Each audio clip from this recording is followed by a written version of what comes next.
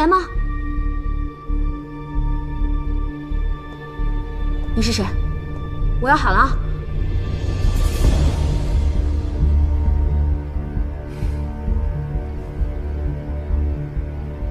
鹏鹏，是我。九王。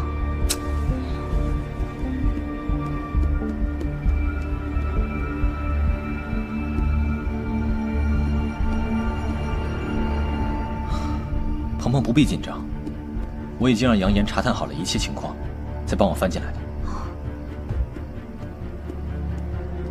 那就好。北漠的事我已经安排好了。您是怎么安排的？齐胜身为一国之君，不听群臣劝阻，执意北伐，导致国力消耗，民生积怨，更让自己身死疆场，这也算是罪己诏了。 也就是说，那个时候齐胜已经……没错，我打算安排几个死士，趁着战乱，神不知鬼不觉地刺杀齐胜。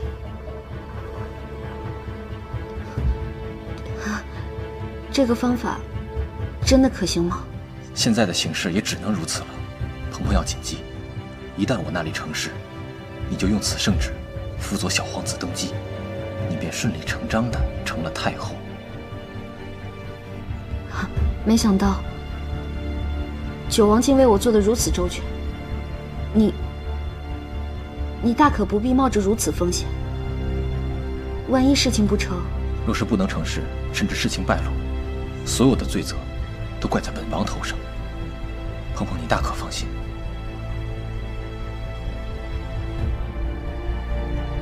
你为我做了这么多，我竟无以为报。 我实在觉得亏欠你太多了。鹏鹏为什么要说这样的话？难道鹏鹏的心意已经变了？不然为何会说出亏欠二字？我……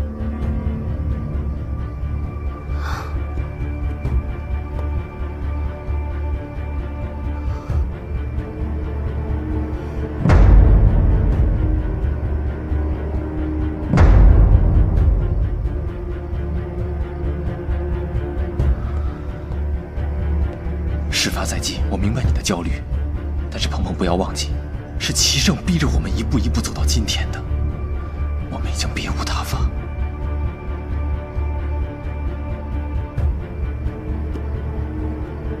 九王，我的心意不会再变了。即便是从前我有愧于你，但是从今往后，我一定遵守我们之间的约定。你为我所做的一切，我都谨记于心。我更清楚自己选择的方向和要走的路。 请你放心吧。那好，还是那句话，只愿你永不负我。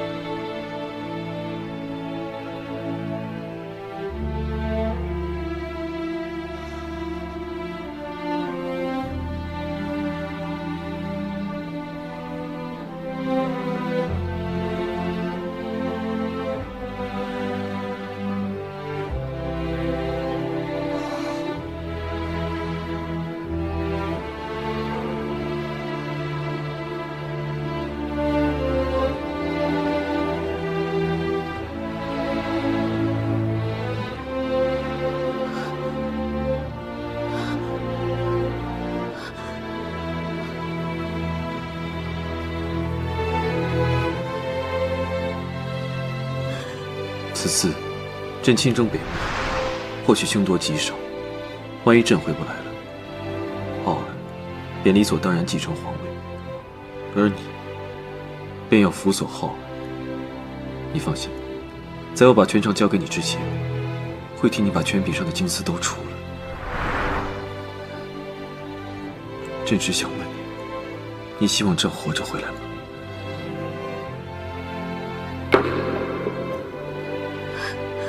我希望。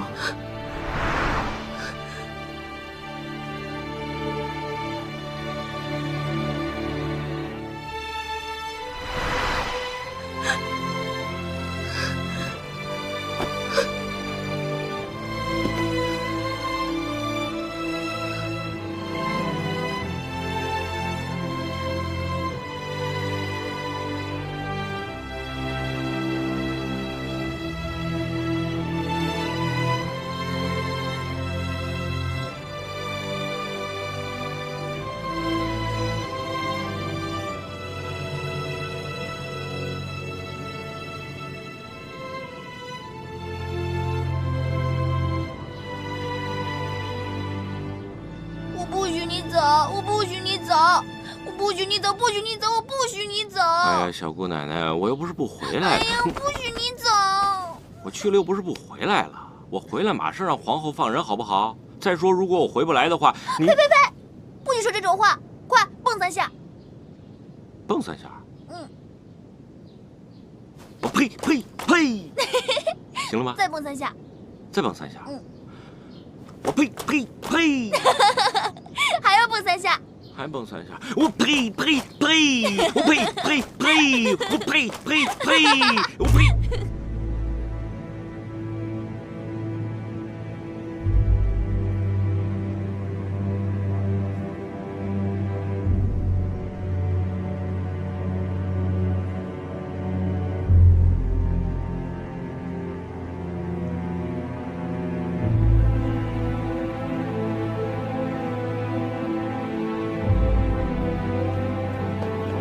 皇上，北征大军已经全部启程了，咱们不好再耽搁了。再等等。是。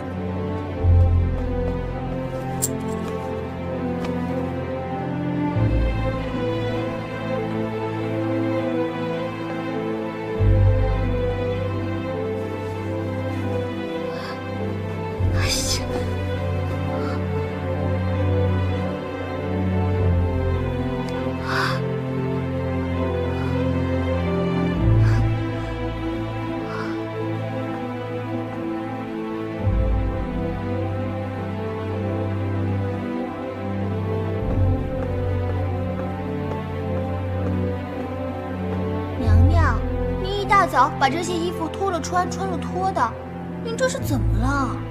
我还没想好要不要去送骑手。那您到底是去还是不去啊？您是怎么想的？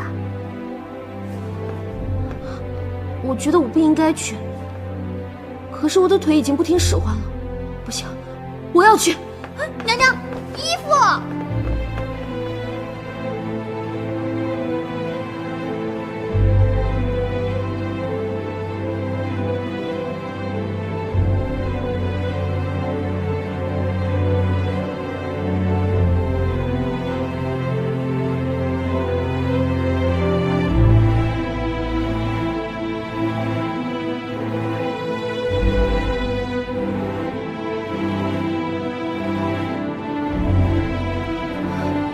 皇上，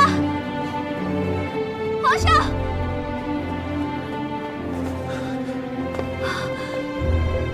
皇上，皇后为何这么晚才来？我没想好要不要送你了。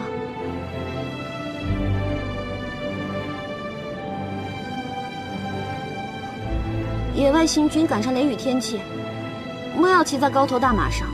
你个子高，头顶上的盔缨也比别人高半尺。雷公就喜欢捡你这样的瞥。你慌慌张张的赶来，就是为了说这个？我还要祝皇上一路顺风，万事如意，旗开得胜，年年有余，马到成功。够了，此次朕走了，不知何时才能再见。你会舍不得朕吗？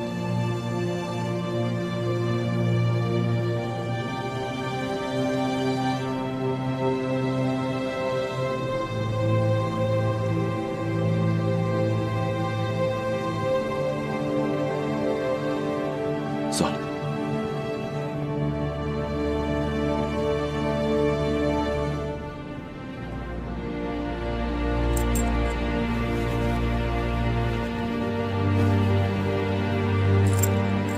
撤！撤！撤！撤！撤！撤！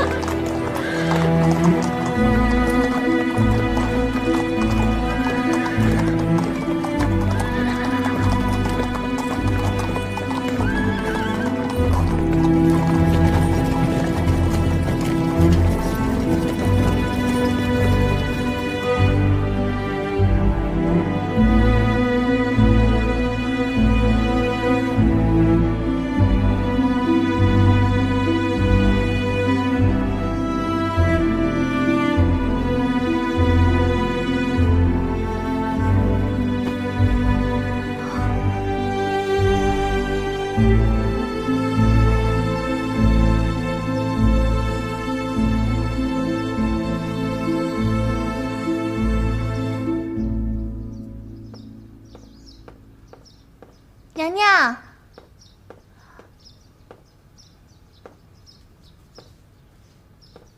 娘娘，这2个字儿您都已经写得很好了，您实在无需再这么刻苦了。不行，今天晚上我必须要把这2个字给练好。自打皇上走后，您天天写他的名字，奴婢真的觉得你已经写得很好了呀。自打齐胜走后，我这心里不知道是悲还是喜，总觉得空落落的，也不知道自己应该干些什么。娘娘，您每天除了练字，就是变着法的往太皇太后那儿跑，奴婢实在是觉得不正常，奴婢有点担心您。在这宫里，要数齐胜和太皇太后关系最好。如果他写了一封家书什么的，肯定会写给太皇太后的，所以我才每天去缠着他老人家，想探探口风。娘娘，您看您都快魔怔了，要不我们想点别的事情做，转移一下注意力。不行，我今天还要去趟圣灵宫，万一有消息了呢？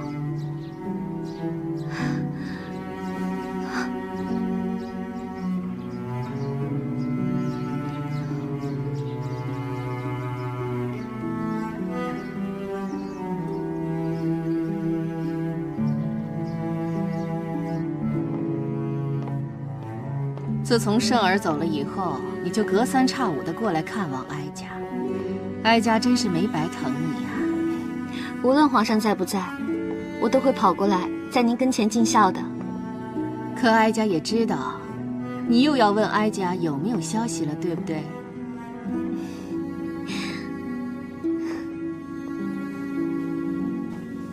哀家没有圣儿的消息，你呀，就是太过担心圣儿了。我也没想到，现在会是这样的心情。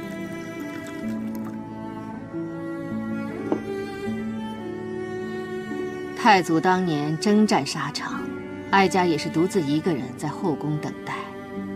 你现在的心情，哀家是明白的。我现在还能做点什么呢？你能做的就是把心装在肚子里。你身为皇后，不是寻常的女子。从你成为皇后的那天起，你就要知道，总会有这么一天，皇帝驾崩，政局动荡，而你要学会独当一面。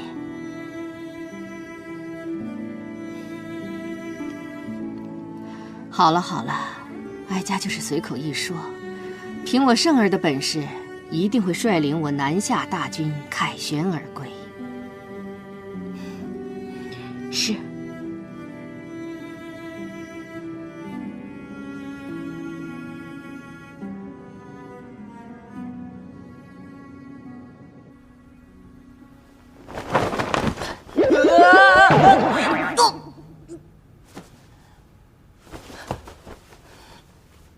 我爹不见了！你爹？你爹没在我这儿。要不你去别的地方找找吧。姐姐，别睡了，大事不好了，姐姐！哎呀，阿西吧！我今日回到府上，发现我爹、我大哥、二哥、三哥几人都不见了。问家里的人，家里人说他们是一同出去了，却不知道去了哪里。走多久了？我3个月前和灵儿回府了一次，总管说我爹染了风寒，不便见人，当时也没多想，我就走了。现在回想起来，我爹应该那个时候就已经走了。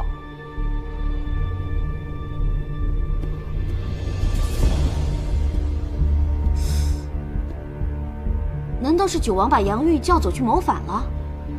不对，杨玉已经被削去了兵权，再说也不可能瞒着你啊！哎呀，真是细思极恐啊！会不会是？你爹早已投靠了齐胜，现在也许正在北漠帮着齐胜打仗呢。我问你，你爹是怎么跟九王搞到一起的？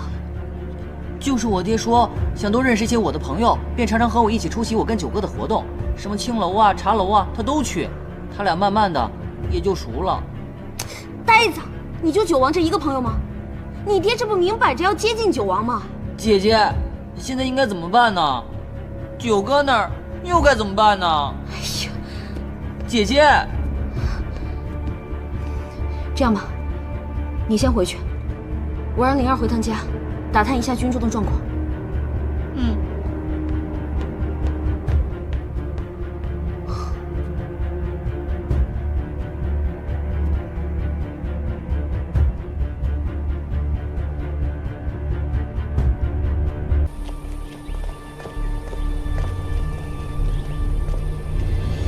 前几日的小规模突袭已经初显成效，现如今，鞑子们已经被我们搞得团团转，早已乱了阵脚。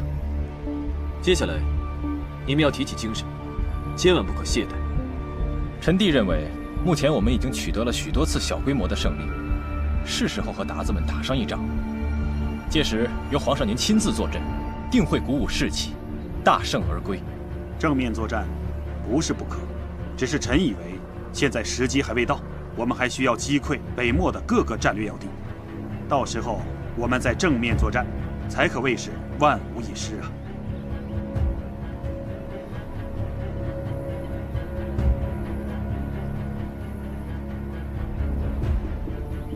你们都看我干嘛？你们指哪儿我打哪儿，看我有什么用？朕想听听，你觉得现在与鞑子正面作战如何？正面作战，应该，但是，话虽然这么说啊，再考虑的周全些，在正面作战也不迟。那好，赵王听命，就由你来负责带兵，去拿下北漠都城附近的重镇。让我带兵，还重镇？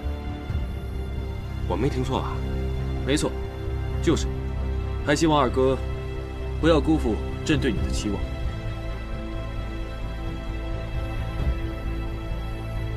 那臣就恭敬不如从命了。尔等若是没有什么意见，那就这么定了吧。是，皇上。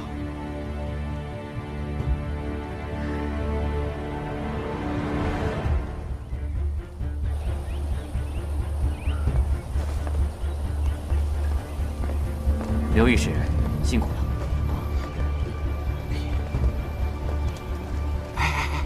九弟，九弟，我知道你心里不舒服了。他派我去打仗，还不是让我去替他卖命？你大可放心，我是不会这么轻易被收买的。你在这儿说这个，你疯了？走。我还不是怕你因为这点事儿对我起了嫌隙，咱们一切照旧啊。你说的我都知道了，一会儿老地方见。啊。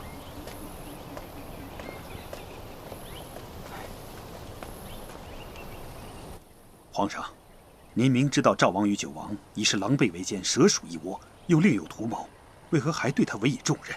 难道您就不怕他扰乱大局吗？杨将军，带兵打仗是一回事，读懂人又是另一回事。人是万物中最难懂的，而赵王这个人，朕自认为很了解他。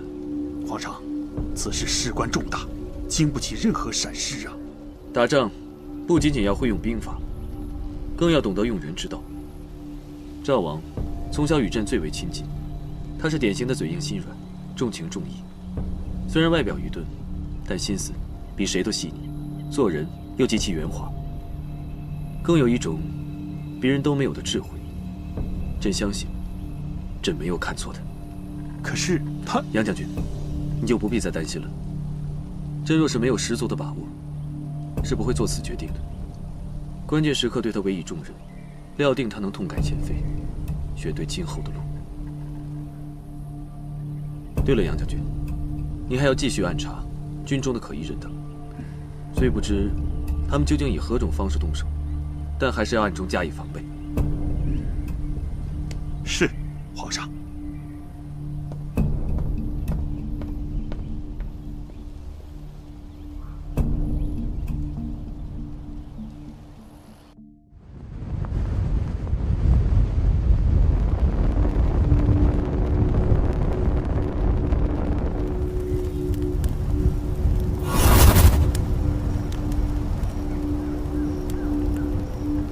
杨玉将军一到这儿，摆明就是皇上的人，这摆明就是和咱们已经撕破了脸。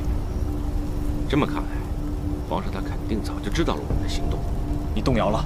没有，我只是这么想的。齐胜他现在已经加强了戒备，我们的预谋可能没有那么容易得手。所以今日我才要说与北漠正面作战，这样一来，齐胜必定会出战，而他一旦亲自出战，我们就有了下手的机会。哎呀，九弟，你糊涂呀！话这么说虽然是没错的，可是皇上亲征这一条千万不能是咱们说出来。你想，你这么一说出来，是不是给咱们招来嫌疑了？是我有些心急了，那咱们只能在军营里动手了。刚才你说齐胜会有所戒备，但是咱们能想到的，齐胜也能想到。正因为他知道咱们不敢轻举妄动，所以我们现在动手，正是最佳时机。啊？现在就动手？事不宜迟。那我呢？你要好好利用齐胜对你的信任。我已经有了一个万全之策。你说。我的办法就是，预先支走齐胜营帐周围的守卫，趁守卫懈怠之时，由你赵皇带着死士们进入齐胜的营帐。我去？我万一露了馅了呢？那已经不重要了，因为必须要在他对你们怀疑之前进行刺杀，绝不给他求救的机会。等到事成之后，你一个人走出营帐，给我发一个信号，我看到信号，就会立即赶过去处理后事。我怕我到时候真会被吓尿的。现在只剩下我们2个人了，成败在此一举，千万不要吓尿。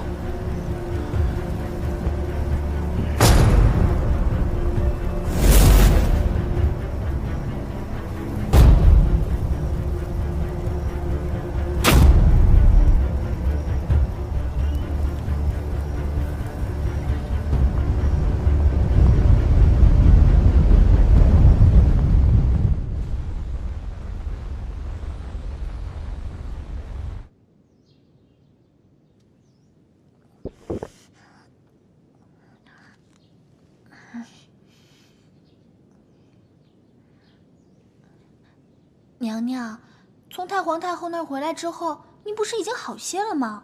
怎么现在又开始心神不宁了呀？连您最爱吃的榴莲，您都无动于衷。梁玉可能是皇上的人。啊？那娘娘的计划岂不是皇上早就已经一清二楚了？好在最关键的那一环，只有我和九王知道。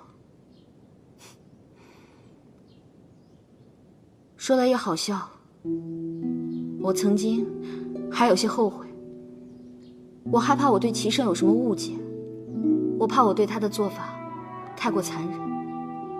现在看来，我所有的担心全部都是多余的。娘娘，您先别想太多，现在不是还没定论呢吗？是啊，到最后是谁对谁下了毒手，现在还不好说。如今我该担心的人不是他，反而是我自己了。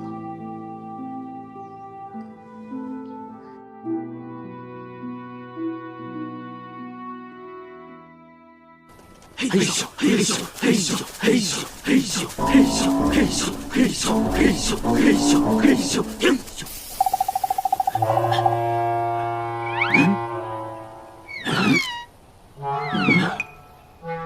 报数：1、2、3、4、5、6、7、8、9、10。少了一个。是赵王还没来，让你说话了。走了，不管他了。九王吩咐我，不管发生什么事，一切都按照计划进行。准备。嘿咻嘿咻嘿咻嘿咻嘿咻嘿咻嘿咻嘿咻嘿咻嘿咻嘿咻嘿咻嘿咻嘿咻嘿咻嘿咻。去，不去，去，不去，去，不去，去，不去，去。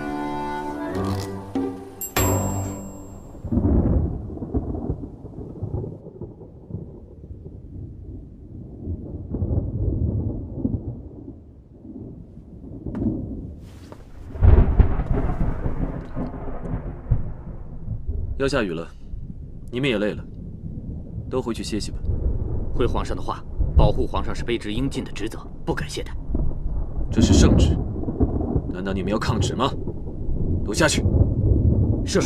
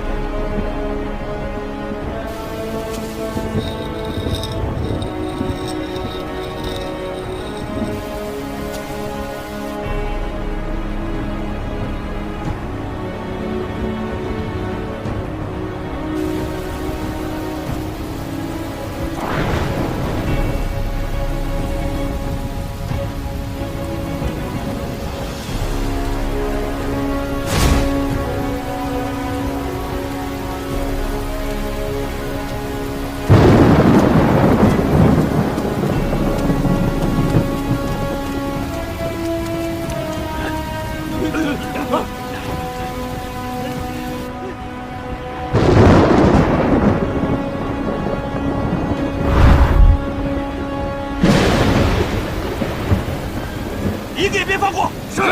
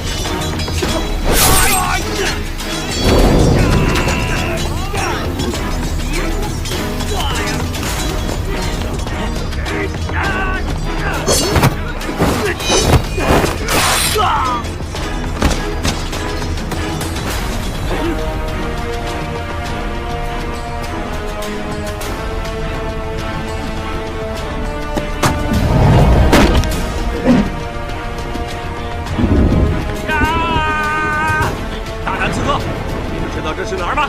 你们知道他是谁吗？什么时候换作战方案了？我怎么不知道？我也不知道呀。皇上，是我来保护你。添什么乱？我跟你们拼了！兄弟们，上！等等，我要暗器。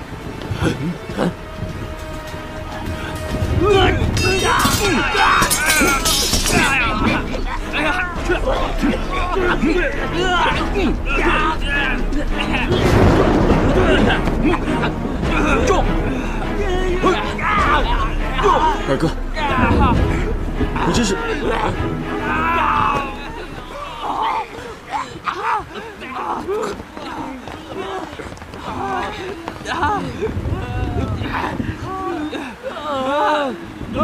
都给我拿下！是。皇上，他这是……我没事，让他留在这儿吧。你们先下去吧。是。走，都带走。是。走，快点。走。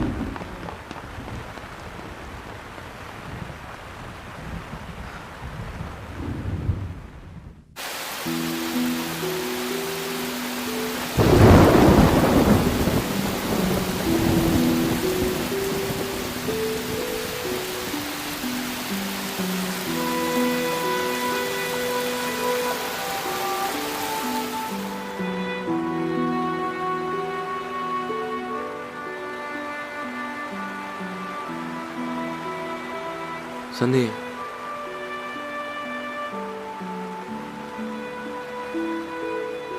你还记得，你我二人是兄弟。我一直把你当做兄弟，没有把你当做皇上看，所以我才敢跟你顶嘴，所以今天才会出来救你。你呀，这是撞了南墙才回头，见了棺材才落泪。为何不一开始就选对了人呢？唉，说白了，我这人就是贱。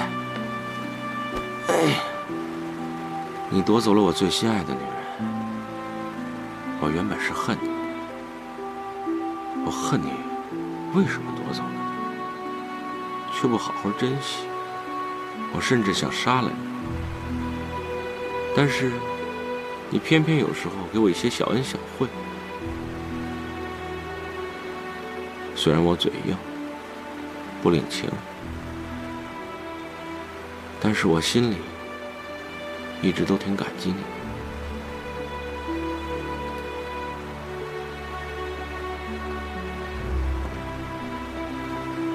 哎，皇上，地上凉。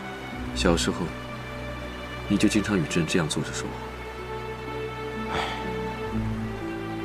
三弟啊，你是个重情重义的人，可是你老是把自己的心藏起来。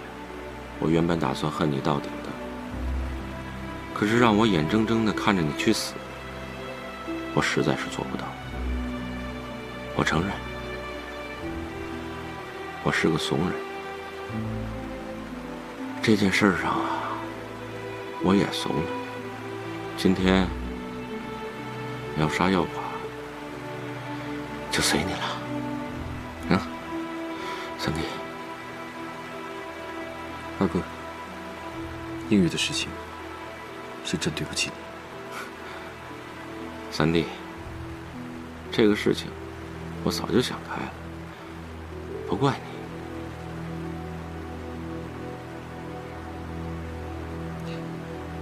你我之间的恩怨，今日就一笔勾销。以后，你要好好的帮朕打江山。我可是曾经害过皇上的人，三弟还能信我？朕早就笃定，你是不会害朕性命的。三弟啊，论智慧，我真是一辈子都输给你。对了，你刚才所说的独门暗器是什么东西？啊，这个是皇后娘娘亲自研制的，我走的时候绿篱送给我的，让我遇到危险的时候拿出来一撒。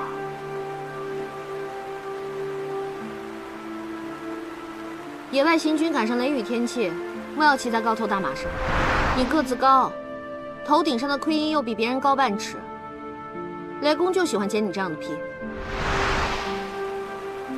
是他。皇上想娘娘了。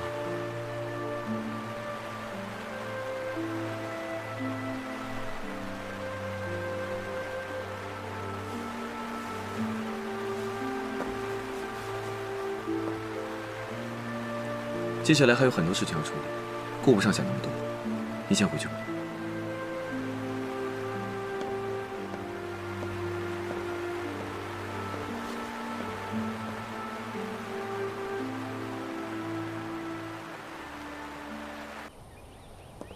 皇上，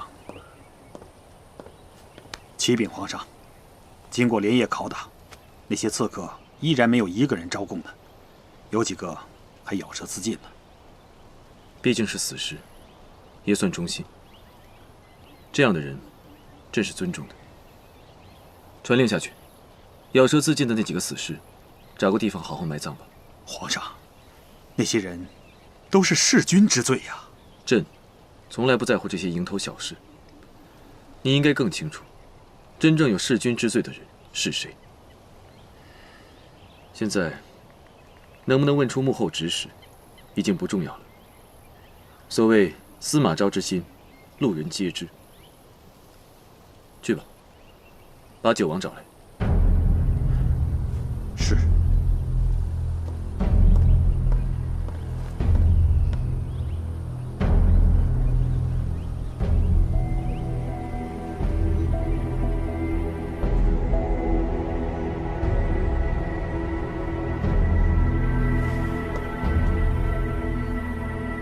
朕没有想到，你真的会弑君。既然生在帝王家，这些都是注定的。没错，你和朕是生在帝王之家，有许多的身不由己，但这并不代表你就应该去争取命里没有的东西。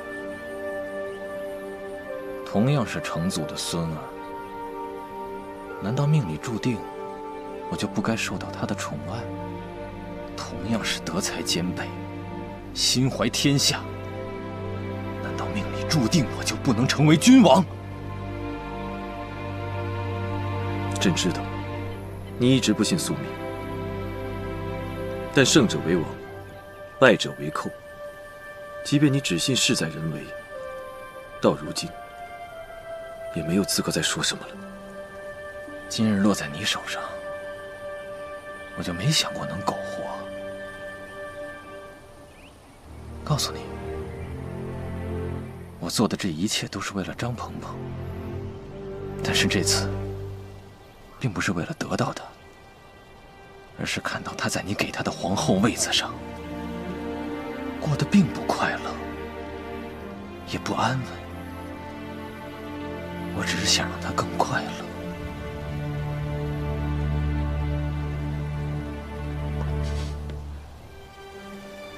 你可知道，张鹏鹏便是与你这一世最没有缘分的人。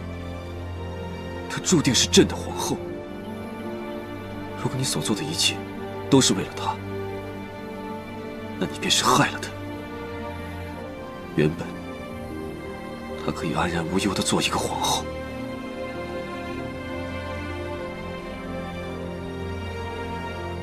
你要如何处置我，尽管冲我来，不要再牵连其他人。来人，在！把九王关押起来，听候处置。是。不要碰我，我自己会走。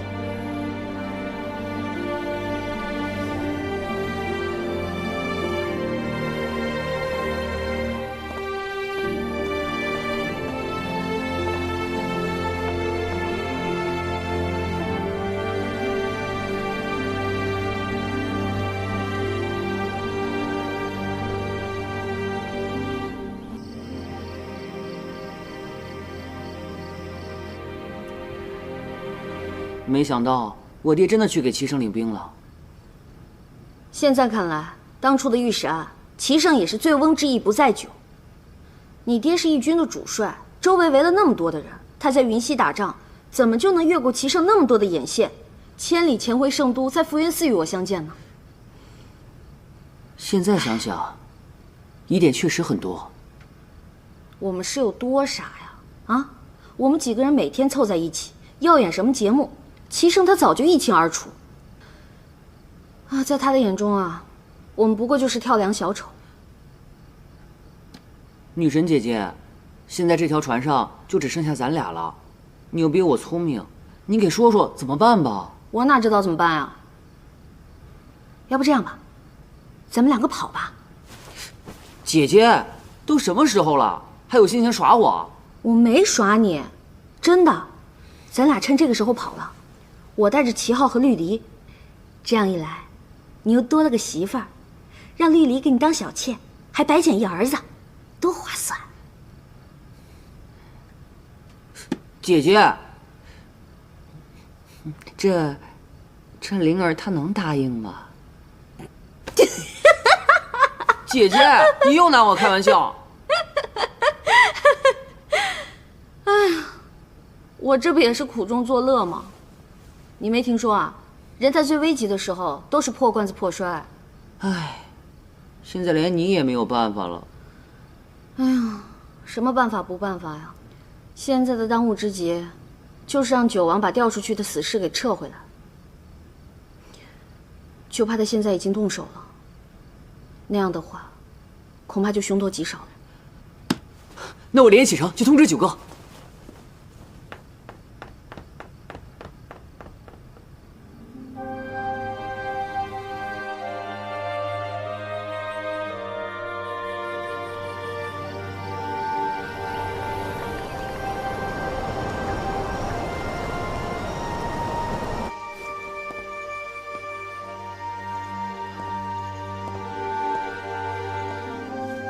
皇上，臣已经命我三儿子杨素亲自安排好对九王的看押。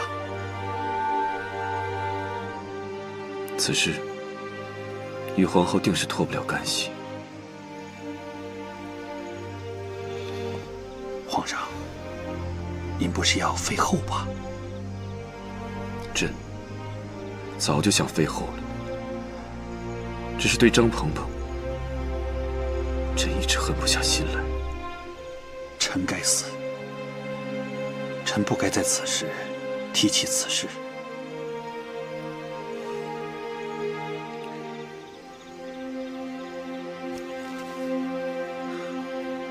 这一封是交给太皇太后的信，信中说，朕遇刺中了毒，请宫中的太医研制好解药，差人送来。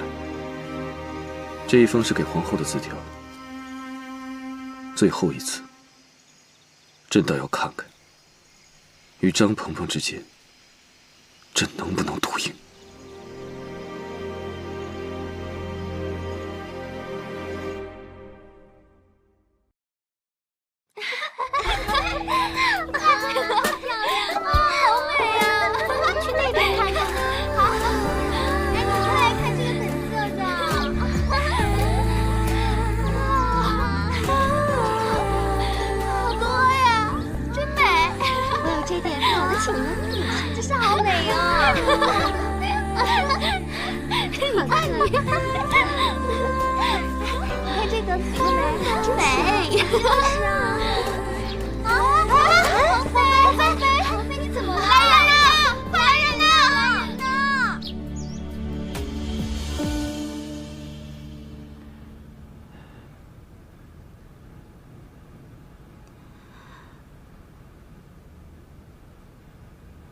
怎么样，张太医？并无大碍，只是娘娘身体虚弱，臣回去开一副药，调理一下便可。既然并无大碍，那就请你不要张扬了，免得太皇太后和皇后担心。你觉得对吗，张太医？是，娘娘。我的身体劳您费心了，改日一定重谢。娘娘好生休养，臣告退了。我这是犯了心病，是因为私立皇上过度才会晕倒的。哎呀，你呀，一定是嗑瓜子嗑上火了啦！哎，少嗑一点瓜子就没事了啦。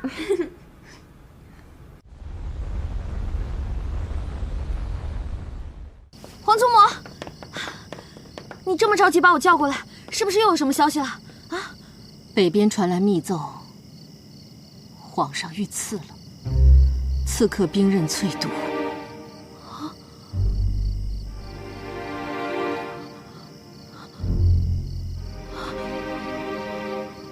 哎，鹏鹏，鹏鹏！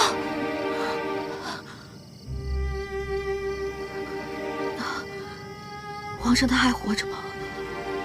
没有伤到要害，只是毒性极强。皇上现在已经昏迷了。咱们制出解药了吗？圣儿虽然中毒，可脑子还算清醒。兵器早已送回圣都，解药今早已经制出。可是要把解药送到皇上那里，至少需要10余日。也就是说，即使把解药送过去，也不一定派得上用场。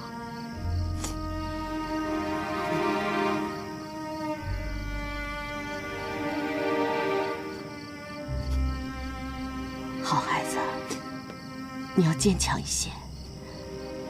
圣儿还在等你呢。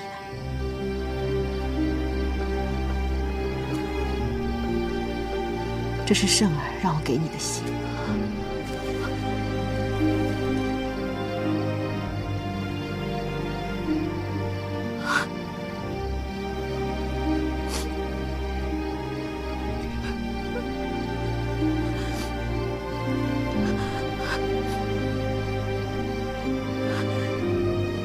我去。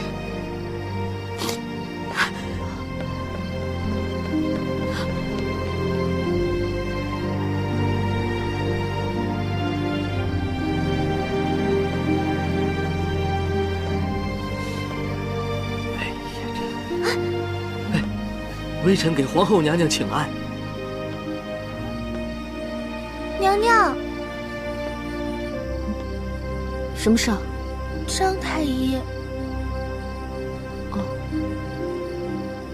怎么了？娘娘，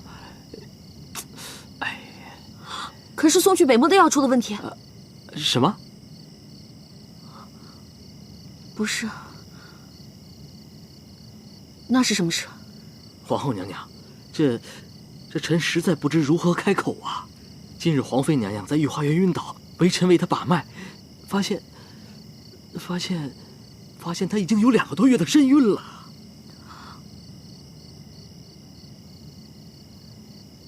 2个多月？啊！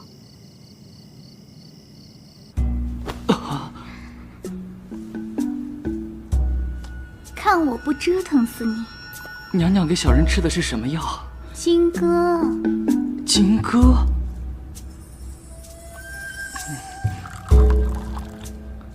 吃进去。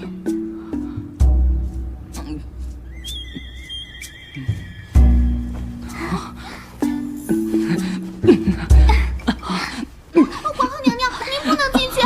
娘娘，娘娘，娘娘，您不能进去！快走！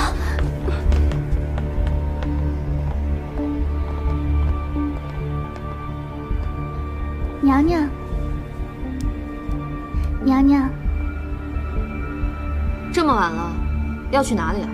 娘娘，嫔妾哪儿也不去。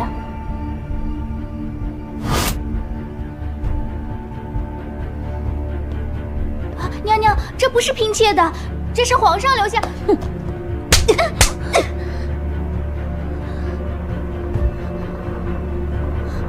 娘娘为何突然打嫔妾呀？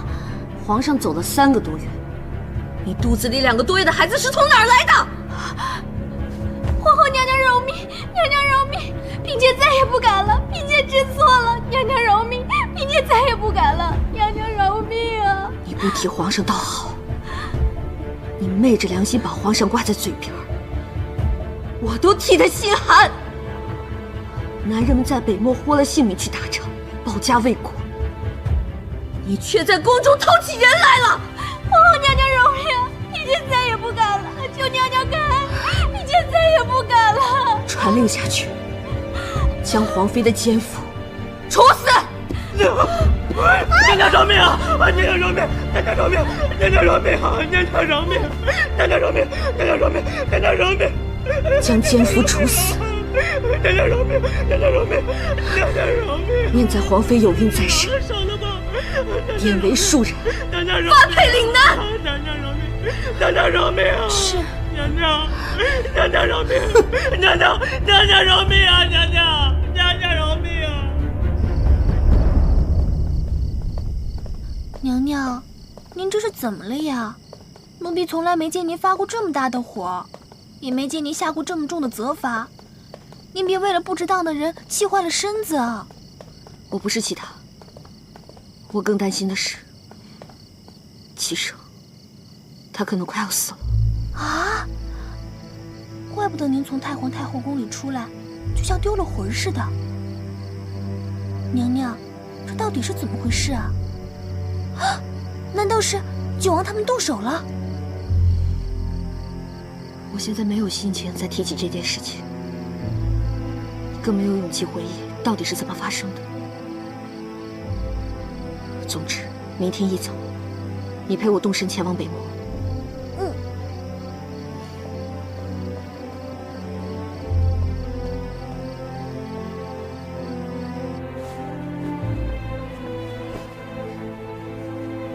绿篱啊，我们是去送解药，不是去旅行，少装点啊。即便如此，也不能让娘娘苦着呀。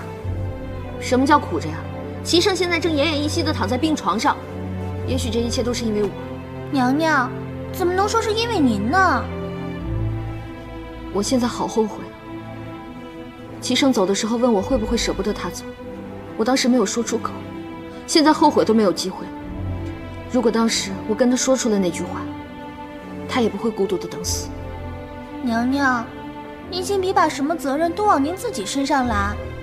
您先听奴婢说一句。现在说什么都没有用了，我恨不得造一架飞机，马上飞到他身边。飞机？娘娘，奴婢跟了您这么久，多少也是学到了点东西的。您怎么就不想想，皇上早就知道九王要在北漠谋反，定会有所防备的，怎么会突然遇刺呢？而且到现在也没有听到给九王治罪的消息啊！你说的这些我不是没想过，我就说嘛，我这个脑袋都能想到，娘娘肯定是留好后手了吧？这次真没有。啊！娘娘，别人的安危我可不管，但是您我必须得管。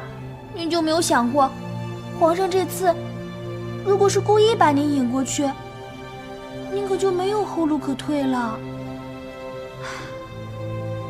现在我真的想不了那么多了，我只想着，但凡有1/1000的机会，齐胜在病榻上等着我，这个北漠我是去定了。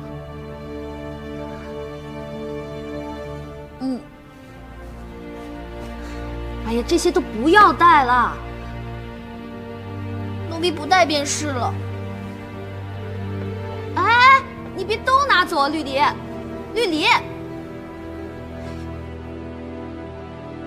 太皇太后驾到！快，鹏鹏给皇祖母请安。鹏鹏，解药哀家给你送来了，哀家就不去送你了。哀家年岁已高，受不了那离别之苦。皇祖母，您放心吧，我一定把齐胜好好的带回来。鹏鹏，你真的是个不寻常的女子。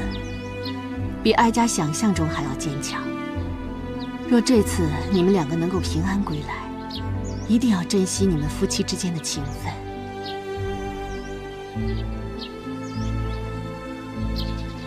快把解药收好。皇祖母，您放心吧，我就在这儿跟您告别了，保重。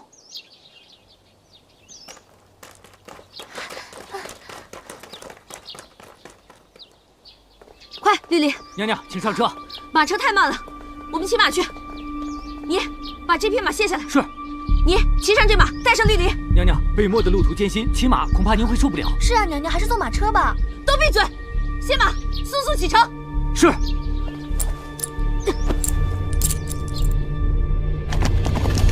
撤！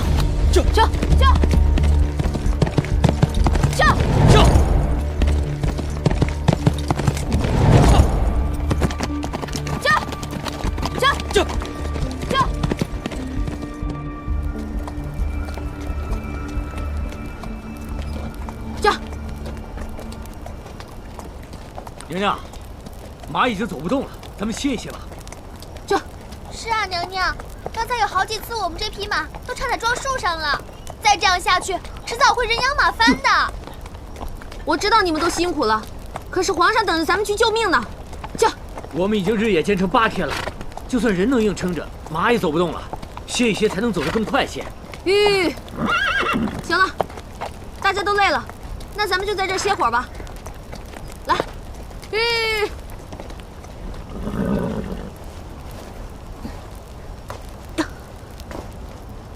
来，那边马都牵过来。哎，来，这。娘娘，你没事吧？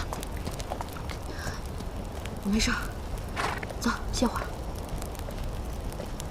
娘娘，您别太担心了，你要相信皇上，他吉人自有天相。我明白，尽人事知天命。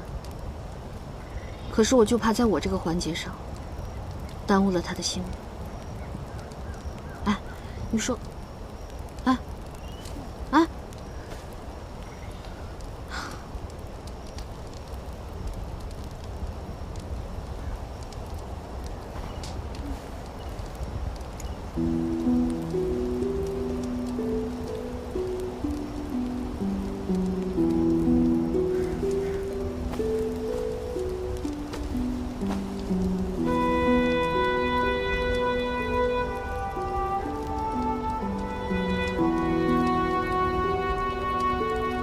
此次朕走了，不知何时才能再见。